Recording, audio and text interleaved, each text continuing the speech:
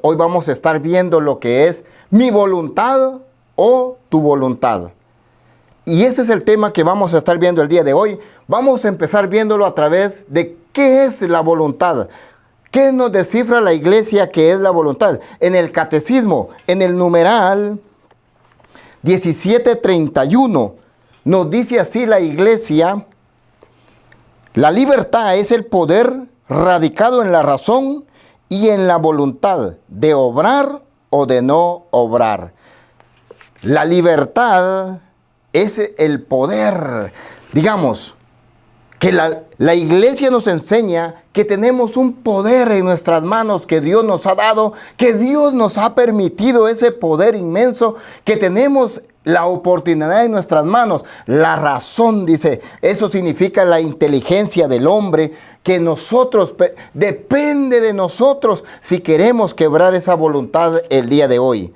La iglesia nos enseña, la libertad es el poder radicado en la razón y en la voluntad del hombre, para hacer el bien, para hacer el mal, para poder obrar. Quiere decir que la iglesia nos enseña que es una decisión de nosotros de poder cambiar. Vamos a ir a lo que es las Sagradas Escrituras, como nos lo muestra a través de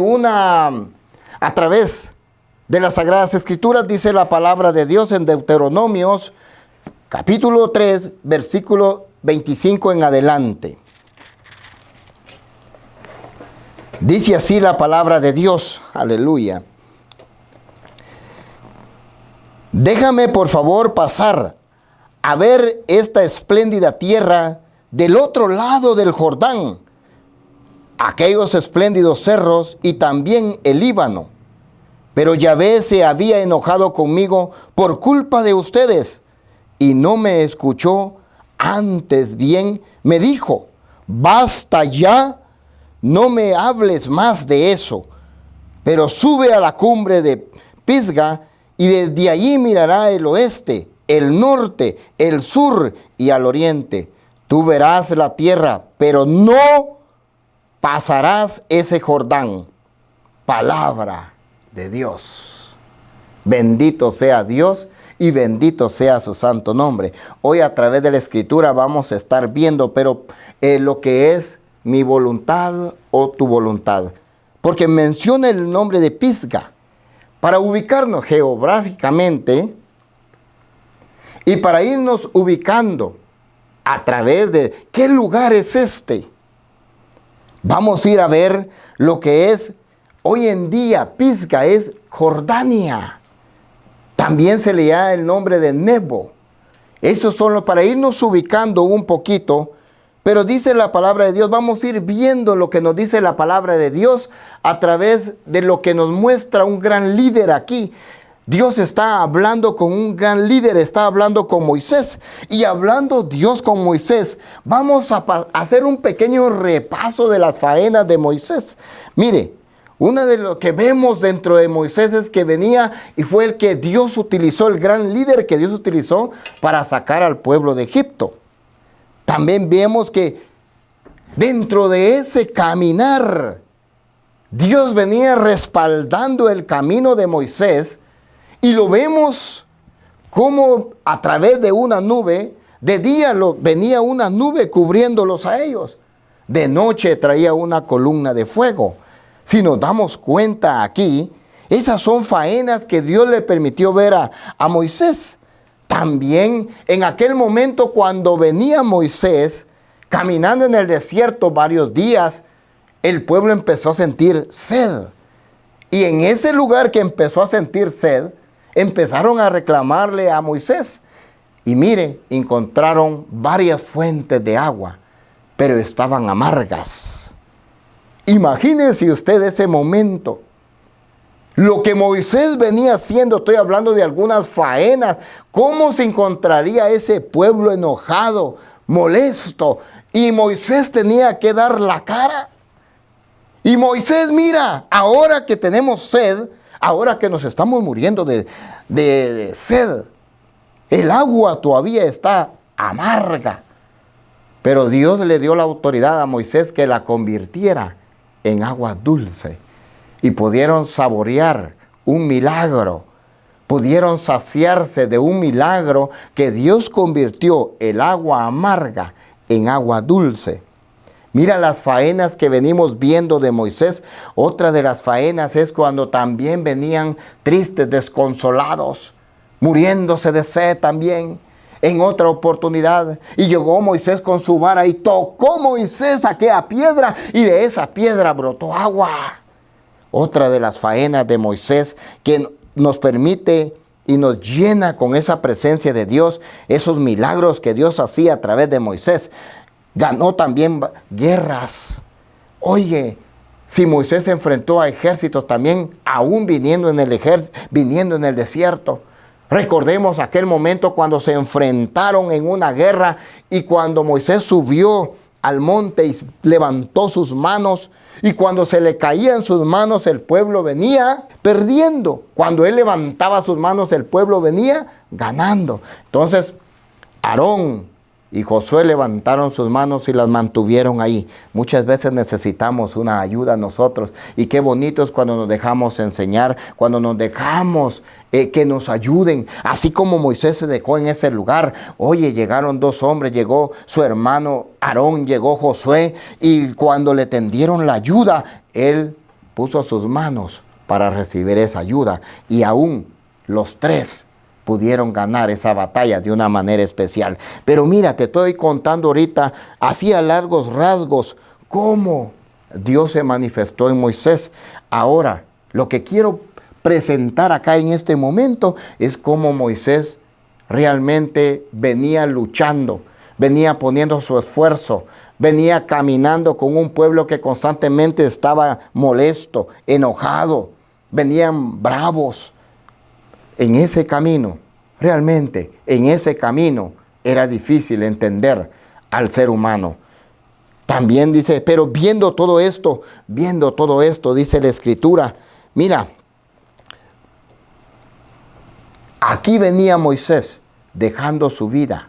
Aquí venía Moisés luchando con el pueblo. Eso me impresiona cómo venía Moisés haciendo estas faenas. Pero de esta manera, entregar su servicio a Dios. Oye, dejar abandonar todo lo que tenía que hacer para poder entregar su servicio a Dios de la mejor manera, para poder servirle a Dios y poderle servir al pueblo. Era bonito decir, bueno, le voy a servir a Dios. Pero eso nos pasa a nosotros los que predicamos el Evangelio también. Muchas veces nos dedicamos con ese momento a Dios, pero también ese tiempo para servirle a los demás hermanos. A través de esta predicación, a través de otros servicios, también prestamos ese tiempo al Señor.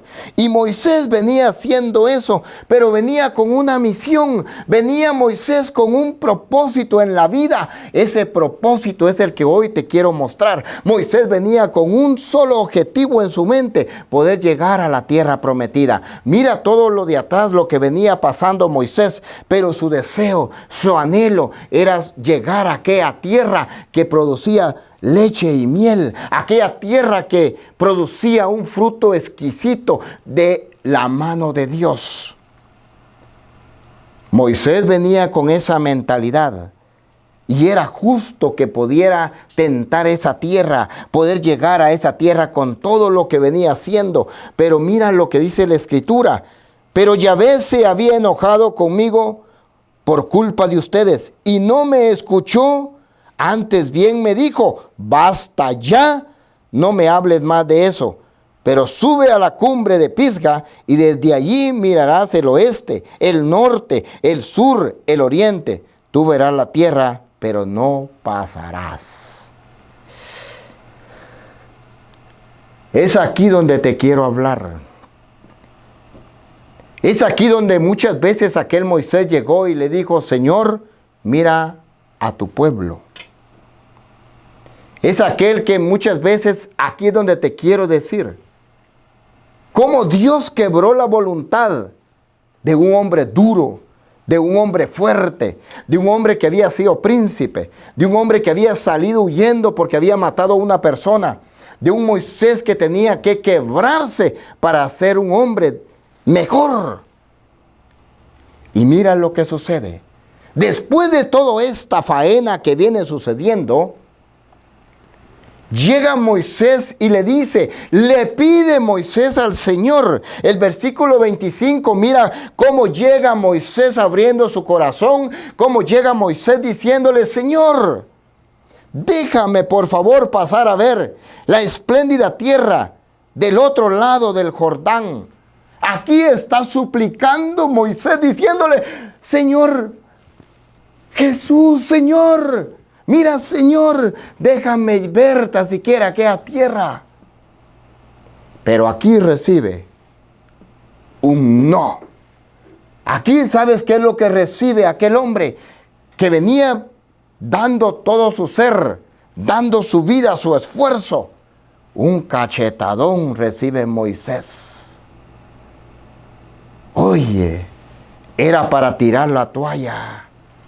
Era para decir, hasta aquí llegué. Encárgate tú, Señor, de tu pueblo. Si lo vemos del punto de vista humano, triste. Cuando yo vi esta escena dentro de las Sagradas Escrituras, yo en mi pensamiento le dije, Señor, ¿qué cachetadón le pegaste a Moisés? ¿Acaso no venía trayendo al pueblo en un desierto con dificultades? Es cierto, venía viendo milagros, pero para un hombre era difícil. Y ahora que quiere ver, era justo que viera o pudiera pasar a disfrutar del fruto por aquella tierra que luchó. Pero ahora que le dice, déjame ver, el Señor le dice, sube al monte. Y le dice, no verás la tierra. Ese revés que le dio. Pero ¿sabe qué me impresiona de ese revés? Que Moisés maduró.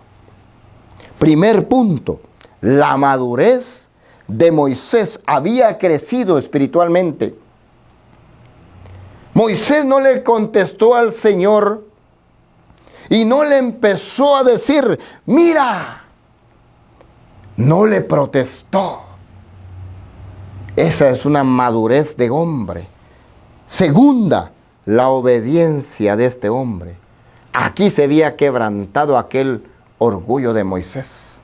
Aquí estamos viendo ahora una obediencia de un hombre que había ya crecido espiritualmente, que había conocido ya caminar en la voluntad de Dios.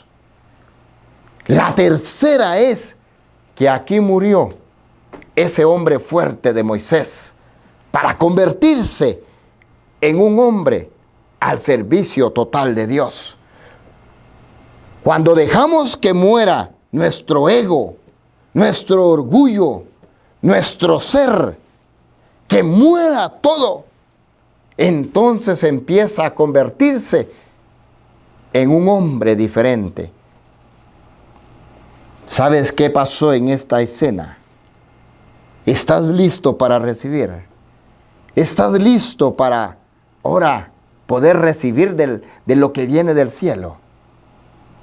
Aquí en estos 3 puntos que te toqué, la madurez de Moisés, la obediencia de Moisés que podemos observar en este texto de la Sagrada Escritura y la muerte de aquel hombre para convertirse en un mejor hombre, ahí te va. Porque Dios formó en Moisés un hombre que pudiera dominar la carne. Porque Dios formó en Moisés un hombre que piense en el Espíritu. Aquí Moisés pareciera que había perdido mucho por no poder entrar en aquel lugar. Pareciera que Moisés había perdido bastante, pero Dios tiene cosas más grandes para darnos. Pero Dios tiene cosas mayores de las que nosotros pensamos que hemos perdido y las tiene en sus manos para dárnoslas a nosotros. Sigamos viendo lo de Moisés. Mira, yo en aquel momento realmente estaba en un momento de oración. Y yo en aquel momento le decía, Señor, ¿cómo es posible que a Moisés le hayas hecho esto? Me es difícil a mí comprender que no le hayas podido dejar entrar. Pero un día que estaba yo en oración, Dios me llevó al versículo de San Mateo 17. San Mateo 17, capítulo 17, versículo 1 en adelante. Mira dónde me llevó el Señor de una manera especial. 6 días después Jesús tomó consigo a Pedro, a Santiago y a su hermano Juan, y los llevó aparte a un monte alto. A vista de ellos, su aspecto cambió completamente. Su cara brillaba como el sol y su ropa se volvió blanca como la luz. Enseguida vieron a Moisés y a Elías hablando con Jesús. Y yo me acordé en aquel momento cuando Abraham en el Antiguo Testamento buscó la esposa de su hijo Isaac y le pidió al mayordomo, a su mejor amigo. Abraham podía venir y caminar solo, ir a aquel lugar. Él era la responsabilidad de buscarle, de ver, observar, para buscarle su esposa a su hijo, la esposa a su hijo. Pero Abraham le dio la autoridad a su siervo de confianza. Y después el Señor me lleva y me dice, ¿sabes por qué lo hice? Porque Moisés y Elías son mis amigos. Y no lo dejé entrar a la tierra prometida en cuerpo, pero bajó en gloria a pisar la tierra prometida. Bajó en cuerpo, alma, espíritu y en gloria. Bajó Moisés y Elías y pisaron la nueva, aquella tierra que había sido prometida. Qué maravilloso, qué precioso. Cuando nosotros nos dejamos abrazar por Dios, vamos a ver la gloria de Dios. Se va a manifestar en milagros, se va a manifestar en diferentes situaciones que nosotros estemos. Dios va a darnos la gracia de su poder para poder caminar con ese poder. Aquí podemos ver en la transfiguración de Jesús la gran oportunidad que tuvo Pedro, Juan y Santiago de poder ver el milagro precioso de un nuevo hombre, de una transfiguración en el Espíritu, hechas por Moisés y Elías. Qué regalo tan grande, qué regalo más maravilloso. Cuando yo pensaba que allá Dios lo había castigado, aquí puedo ver que Dios tiene cosas más grandes para darnos. ¿Cuánto te has perdido, hermano? Si Dios tiene las bodegas llenas para bendecirte, si Dios está listo para abrir las puertas, para derramar su gloria delante de ti, no importa la vida que hayas llevado. Mira, volvamos a Moisés, un hombre matón, un hombre que salió huyendo en el desierto, un hombre duro de carácter, un hombre duro a vencer porque había sido un príncipe, pero lo llevó con Jetro para transformarlo, empezar la transformación, hasta que Dios hizo de él un hombre espiritual. Ahora es necesario, ¿sabes qué pasó con Moisés? Que Dios lo hizo y lo pulió como hace el joyero con el oro. Cuando el oro lo encuentran, oye, cuando encuentran la piedra aquella llena de hollín, llena de tierra, de mojo, pero aquella piedra desfigurada, cuando llega a manos del joyero, esa piedra no tiene mucho, tiene precio, pero no tiene mucho valor. Pero cuando el joyero la convierte en una pulsera, en un anillo, en unos aretes, cuando aquel joyero con sus manos la transforma, pero pasa por el fuego para convertirlo en oro puro. Y cuando lo convierte en una cadena, llega a tener su valor más grande, más alto, su brillo más precioso. ¿Y sabes qué también? La belleza, tanto en su interior como por fuera. Y cuando alguien mira colgada esa cadena, todo mundo dice, yo quiero esa cadena. ¿Dónde la compraste? Dios hizo en Moisés un hombre de valor. Dios hizo en Moisés, lo pulió, lo pasó por el fuego, pero hizo de él un hombre lleno que pudiera entender su gloria, que pudiera entender ese ministerio de la divinidad de Dios. Bendito sea Dios y bendito sea tu nombre. Pero vamos a ir a ver, también vamos a ir a otra historia preciosa que nos da las Sagradas Escrituras. En el segundo libro de Samuel, capítulo 7, versículo 2, dice la palabra de Dios así. Vamos a ver otro hombre que pasó un momento tremendo. Dice la palabra de Dios así. El rey se había trasladado a su casa y Yahvé había limpiado de enemigos todos los alrededores. Entonces dijo el profeta Natán, yo vivo en una casa de cedro, mientras que el arca de Dios está todavía en una tienda. ¿Qué dices de eso?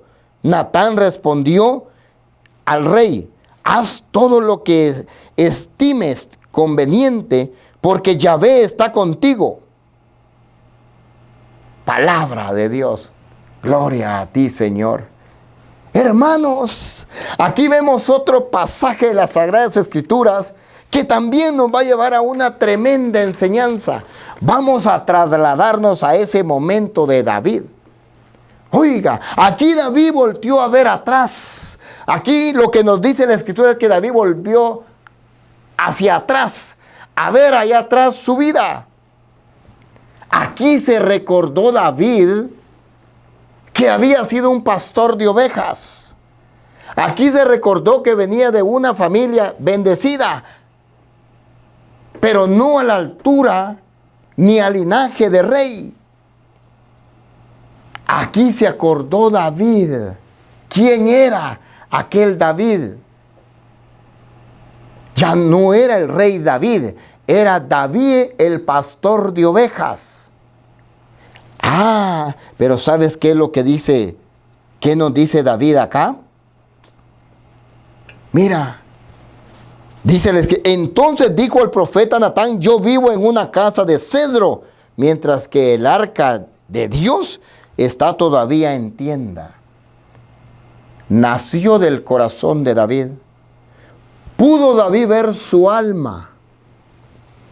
Pudo David ir a su cuerpo y ver su alma, ir hacia atrás y visualizar quién era David. Y dijo, si yo, ¿de dónde salí? ¿De dónde tendió su mano el Señor y me sacó de ese lugar? Y yo ahora tengo un castillo, una casa de cedro. Ahora soy rey. Ahora dirijo una nación. Tengo un ejército a mi alrededor que me cuida. Dios me ha cuidado y me ha protegido. ¿Cómo es posible que yo viva en una casa de cedro? Y el que me formó, y el que me levantó, el que me tendió la mano, vive todavía en una tienda. Aquí se despojó David, Qué precioso es cuando el hombre no pone su mirada en lo material. Alcanzar el éxito no es malo. Alcanzar una empresa no es malo. Lo que es malo es el trato a sus trabajadores, el pago a sus trabajadores. Pero aquí David volvió a ver y dijo, no, si Dios me da, yo le voy a dar a aquellos. Y dijo David, aquí David nació de su corazón querer ayudar. Y qué maravilloso que todos pensemos de esa manera. Oye, cuando tú das para el servicio de Dios, no pienses es que se lo va a agarrar fulano. Yo ya no doy más. ¿Cuántas veces no he escuchado ese tema? Yo un centavo ya no lo doy al grupo. Yo un centavo ya no lo doy a la iglesia. Mira cómo anda ese sacerdote. Mira el líder cómo anda en un carrazo. Tú da lo que tengas que dar de corazón, porque tú se lo vas a dar a Dios. Si el líder hace algo malo, déjalo, él va a entregar cuentas, pero tú lo llevaste al altar de Dios como una ofrenda, como algo que subió, como una fragancia, como una fragancia agradable al altar del Señor, para que Dios se deleite con esa ofrenda que tú llevas. Aquí nace del corazón de David. Mira lo que nace del corazón de David. Y llama David al profeta y le dice, Natán, quiero hacerle el palacio al Señor. Quiero hacer el templo al Señor, que sea mejor que el mío. Y Natán, en su interior humanamente, sin consultar, llega y le dice, acuérdense, en aquel entonces Dios llamaba al profeta y le decía, mira, da este mensaje al pueblo. Mira, llévame este mensaje al rey. Mira, llévame este mensaje. Pero aquí fue David el que llamó al profeta. Y el profeta, de lo que tenía en el entendimiento, le dice, haz lo que tu corazón te dicte, David. Al profeta se le hizo bien la propuesta. También el profeta quiso agradar a Dios junto con David. Por la noche llegó Dios a hablar con el profeta, con Natán, y le dice, dile a mi siervo David que no. Se lo repito. Dile a mi siervo David que no me va a hacer el templo. Imagínate ahora el rey. Imagínate ahora a Natán, el profeta Natán, llegar a David y decirle, David, no puedes hacer el templo del Señor. El cachetadón, el revés que recibió David. Cuando tú quieres dar de corazón, cuando tú naces de poder aportar y ayudar, y tú esperas algo diferente, tú esperas algo recíproco, que venga con alegría y te digan, gracias, gracias por lo que has hecho. Y cuando te dicen, no, eso no me funciona, eso no sirve, golpea tu alma, golpea tu ser. Cuando David aquí vio su alma y quiso hacer el templo para el Señor, ¿cuál fue el propósito que Dios no permitió que David? Porque las manos de David habían derramado mucha sangre. Porque las manos de David habían causado en cierta manera dolor. Y ahora de esas manos iba a venir la construcción de un templo. No se miraría bien. Pero a pesar que había salido otro hombre, ¿sabes qué es lo que quiso Dios de David? Aquí nos muestra tres cosas importantes. Cuando el hombre se detiene para meditar. Ya es tiempo que hoy te detengas para meditar. Ya es tiempo que te detengas. Yo siempre, cada vez que predico, les comparto y les digo, deténgase. ¿Cuántos años tiene de vida? Deténgase para revisar su vida. Si realmente usted ha caminado bien. Si no hay algo que tiene que cambiar. Cuando usted tiene un trabajo y no le gusta y no le está dando resultados, entonces usted dice, bueno, me salgo y voy a buscar otro trabajo. De la misma manera, se tiene que detener, supervisar su vida para ver si no hay cambios que hacer en su vida. Otra de las que me agrada de David aquí, que podemos disfrutar es cuando habla con la verdad. Cuando habla David con la verdad es porque está hablando con su interior. Nació de David querer hacer el templo.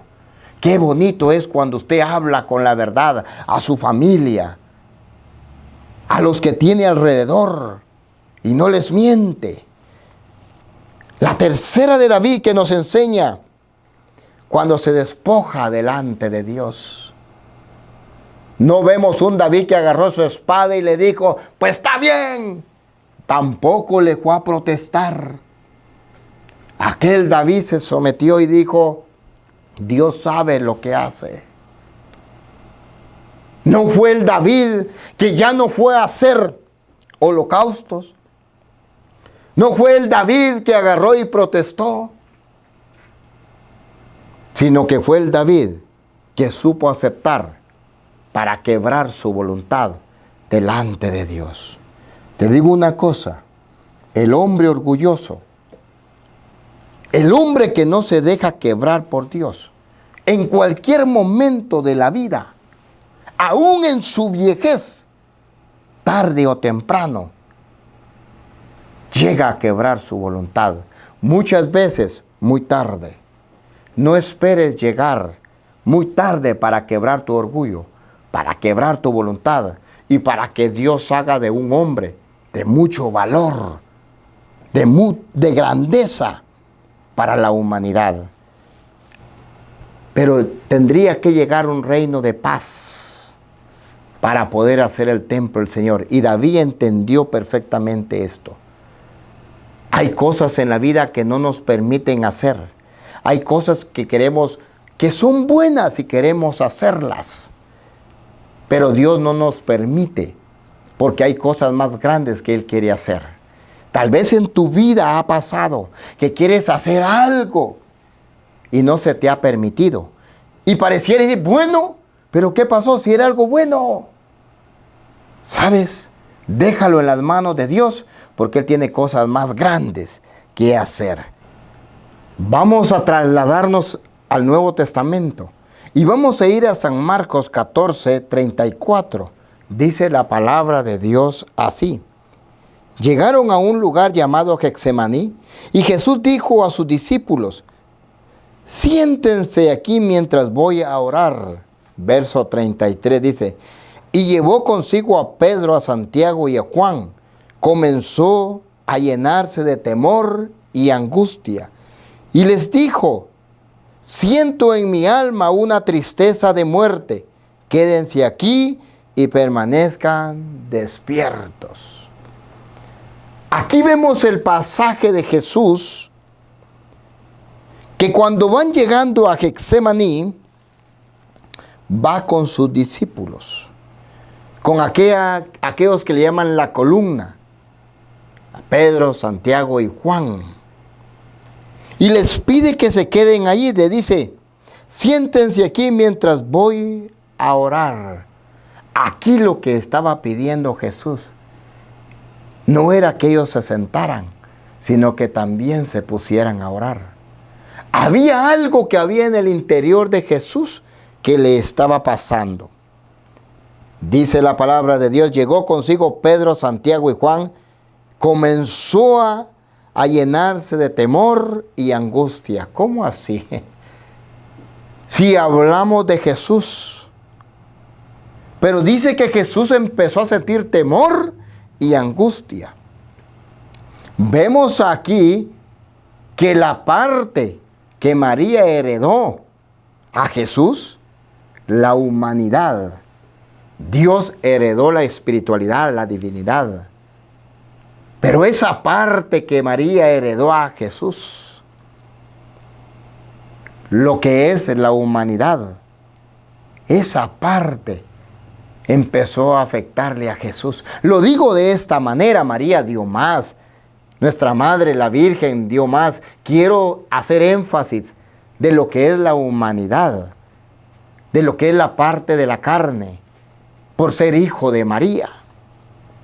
Y mire lo que sucede. Empieza Jesús a sentir temor. ¿Cómo es que Jesús empieza a sentir angustia?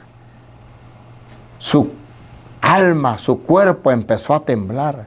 Si era el Hijo de Dios. Mas sin embargo Jesús, siendo hombre, en la parte de hombre, le golpeó. Le llegó el toque del enemigo. Por eso dice San Pablo, ya fui noqueado, bofeteado, dice, pero todavía estoy en el ring.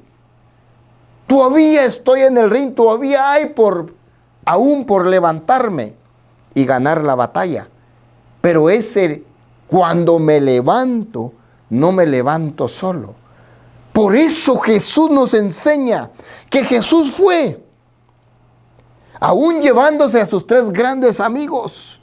Jesús llegó a hincarse y decir, siento temor, angustia, mi alma está angustiada. Y mire, dice, quédense aquí y permanezcan despiertos. Jesús cayó en tierra suplicando si era posible pasar por aquella hora. ¿Qué estaría pasando en el interior de Jesús? Que se conmovió. Jesús llegó a doblar sus rodillas. Se flaqueó Jesús. Aquel que enfrentó en muchas ocasiones a los maestros de la ley. Aquel que se enfrentó a la muerte cuando levantó a Lázaro. Aquel que había hecho grandes milagros. Ahora pareciera que se siente perder la batalla.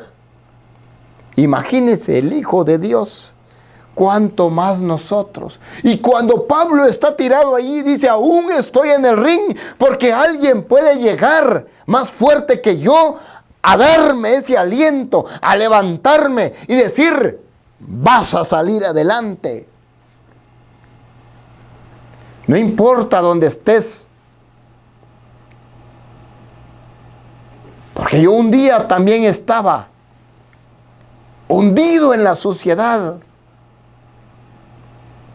Pero ahí llegó esa luz admirable.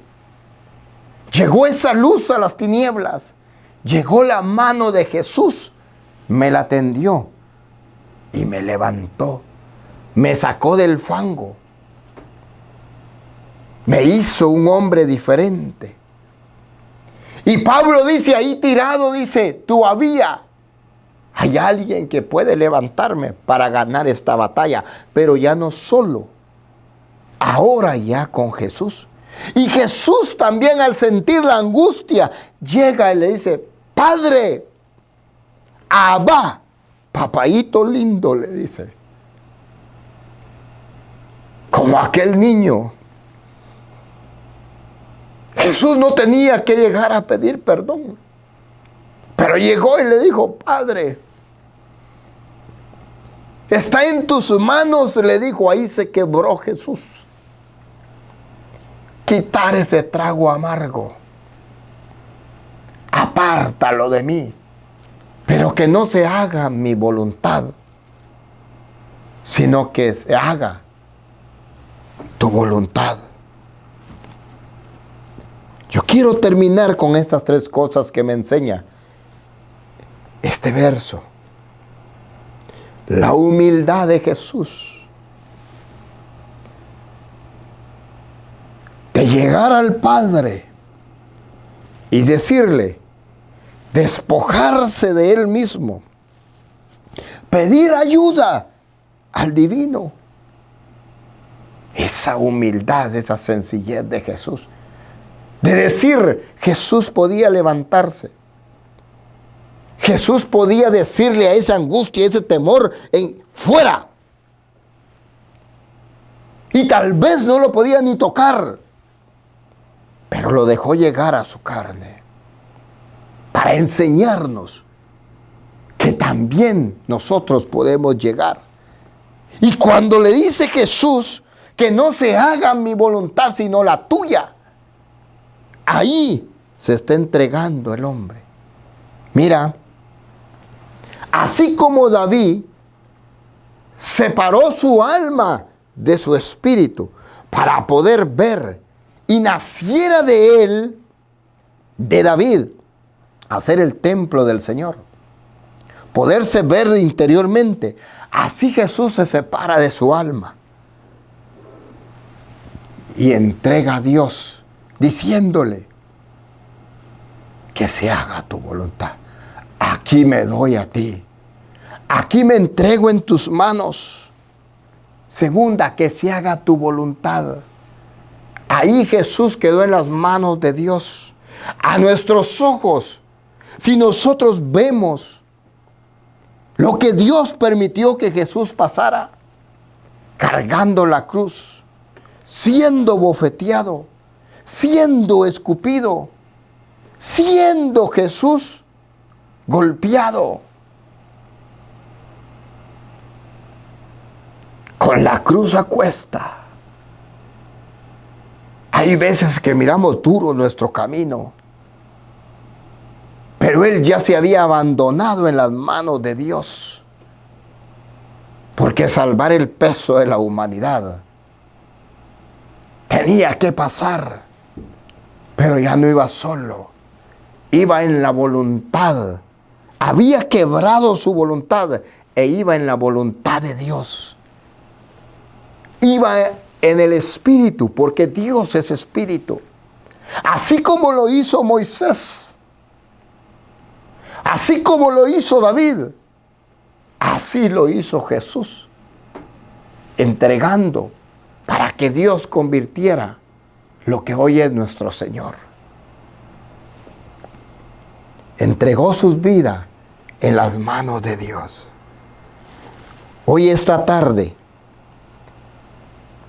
en este momento, cuánto me gustaría que tú doblegaras tu orgullo. Cuánto me gustaría que tú doblegaras tu voluntad. Está, dice la iglesia, en tu libertad, en tu razonamiento y en tu voluntad de poderte quebrar, de poderle decir: Jesús, ya me cansé de esta vida. Jesús, ya no quiero más seguir así. Jesús, hoy yo te voy a pedir que ahí donde estás te pongas de pie un momento. No importa dónde estés. Y si vas manejando, no cierres tus ojos, pero respira profundo.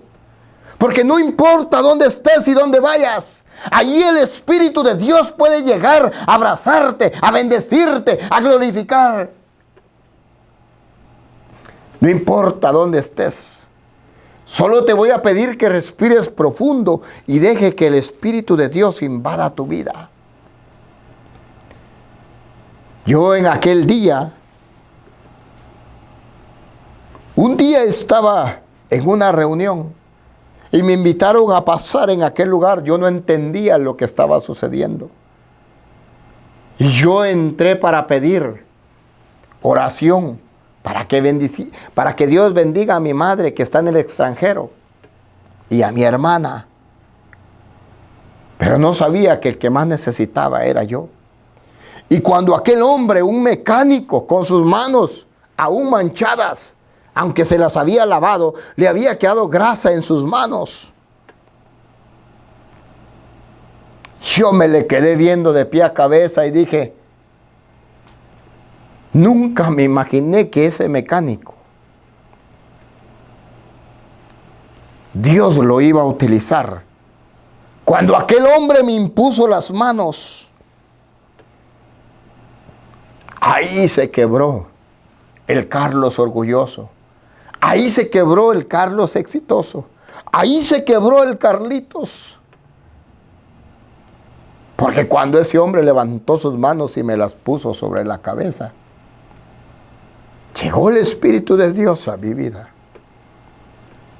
Empecé a llorar. Me daba vergüenza que me vieran llorar, pero ahí me quebré. Por eso, donde estés, deja que el Espíritu de Dios sople sobre tu vida. Si hay dolor en tu corazón, si hay dolor en tu vida, lleva tu mano a tu corazón. Lleva tu mano donde está esa enfermedad, en el nombre de Jesús. Porque ese mismo que hizo quebrar a Moisés, ese mismo que hizo quebrar a David, ese mismo hoy va a ser un milagro en tu vida. Yo te voy a pedir que hagas una oración conmigo. Ahí donde estás, respira profundo y dile, Señor Jesús, hoy yo te entrego mi corazón. Señor Jesús, hoy pido que vengas a mí, porque hoy te reconozco como mi Señor, como mi Salvador, como mi sanador. Repite conmigo, hoy te reconozco como mi Señor, como mi sanador, como mi sanador, como mi Señor. Hoy entrego mi vida a ti. Pido que vengas a mí en el nombre de Jesús. Dios Todopoderoso, Creador del cielo y de la tierra, tú que nos invades con el poder del Espíritu Santo, hoy clamo por este pueblo, Señor. Hoy suplico en el nombre de Jesús por la hermana, por el hermano, por ese joven, por esa jovencita. En el nombre de Jesús, hoy clamo para que se llene de tu gracia y de tu poder, para que el Espíritu Santo lo ministre. Hoy ha declarado, Señor, que Él entrega su ser delante de ti. Que hoy quiere que lo tomes de la mano y lo acompañes. Que hoy lo guíes en el nombre de Jesús. En el nombre de Jesús. Yo declaro bendición para tu vida. Bendito sea Dios y bendito sea su santo nombre. Dios te bendiga.